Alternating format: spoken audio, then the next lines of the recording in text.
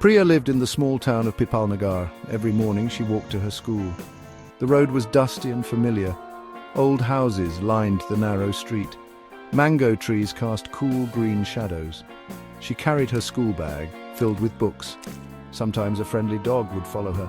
She always smiled at the world around her. It was a simple, happy routine for her. Her footsteps were light on the path. Near the old banyan tree, a man sat. He was an old beggar with kind eyes. His clothes were simple and a little worn. He always sat in the same spot. He watched the people go by day after day. He did not ask for much, just a little help. His face was lined with many stories. Priya saw him every single school day. He seemed a part of the town itself. Priya always saved a small coin for him. It was usually a 1 rupee coin. She would stop before him each morning. She would place the coin gently in his bowl.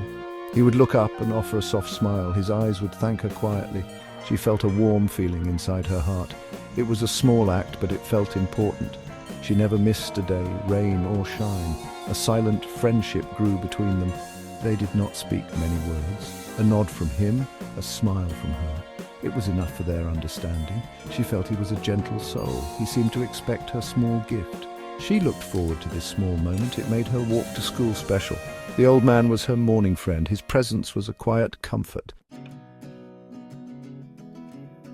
One Monday morning, things were different. Priya walked her usual path to school. The sun was bright in the blue sky. She reached the old banyan tree corner, but the old beggar was not there. His usual spot was completely empty. Priya felt a small knot of worry. Maybe he was just a little late today. She hoped he was all right, wherever he was. She continued to school, a bit puzzled. The next day, the corner was still empty, and the day after that, it remained so. Priya started to feel a growing concern. She asked the nearby sweet shop owner, "Have you seen the old man?" she asked. The shopkeeper just shrugged his shoulders. "No, child, he has not been here," he said.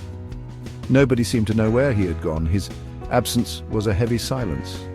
The empty corner changed her daily walk. It felt strange not to see him there. The banyan tree seemed a little sadder. The morning felt a little less bright. Priya missed his gentle smile and nod. She missed the small act of giving. The routine was broken and it felt wrong. She kept hoping he would return soon. His disappearance was a small-town mystery. She often thought about the old man. Was he unwell? Had he moved away? These questions circled in her young mind. She felt a quiet sadness for him. She hoped he was safe and comfortable. The small coin felt heavy in her pocket. There was no one to give it to now. The memory of his kind eyes stayed with her. She missed their silent morning connection. A week passed by, slow and uncertain. Then one afternoon the postman came. He had a letter for Priya. This was quite unusual for her. The envelope was thick and looked important. It was not like any letter she had seen. Her name was written neatly on the front. She wondered who could have sent it. Her heart beat a little faster with curiosity. She thanked the postman and took it inside.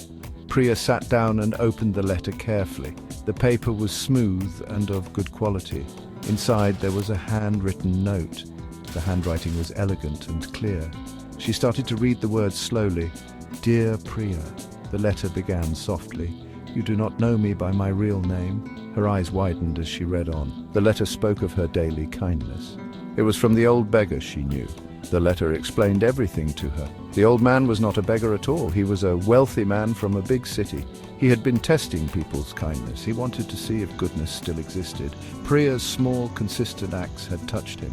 He had chosen her for her pure heart. He wrote that her kindness was a rare gift. He wanted to reward her good nature.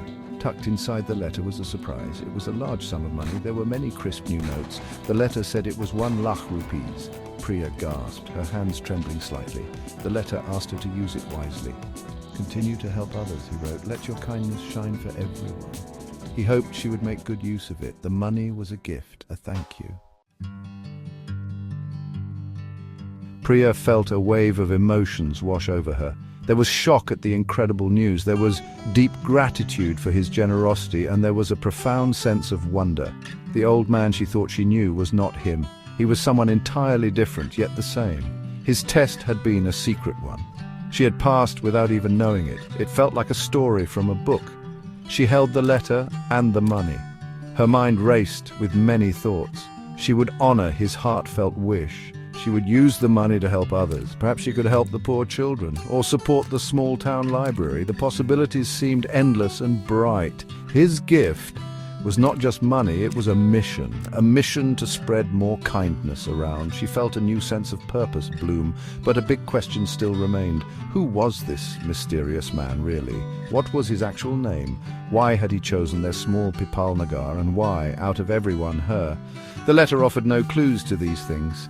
He had disappeared as quietly as he came. He was like a character from a fairy tale. His true identity remained a secret. The old beggar, or the kind rich man, was gone. But his lesson would stay with Priya forever.